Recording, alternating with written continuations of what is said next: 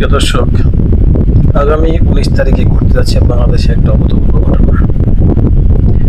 যে ঘটনাটা দিকে তাকিয়ে আছে বাংলাদেশের সমস্ত রাজনৈতিক দল এবং সরকার ও বিভিন্ন ইন্টেলিজেন্স মহল।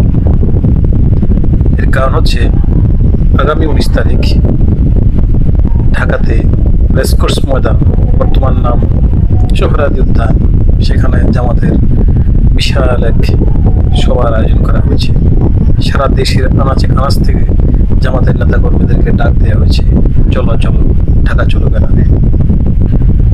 বিগত 30 বছরের মধ্যে জামাতের এ ধরনের প্রোগ্রাম আর বাংলাদেশে কখনো হয়নি।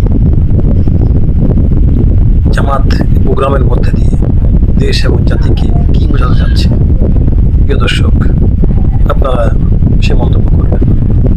পাশাপাশি জামাত তাদের এই প্রোগ্রাম দিয়ে বিভিন্ন রাজনৈতিক দলকে কি বোঝাতে চাচ্ছে এবং জামাতের আসলে মূলত শক্তি কতটুকু,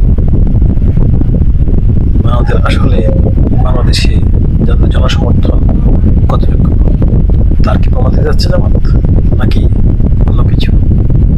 দর্শক কি বলেন আপনারা? রীতিমতো আপডেট পেতে আমাদের চ্যানেলটি সাবস্ক্রাইব করুন। ধন্যবাদ।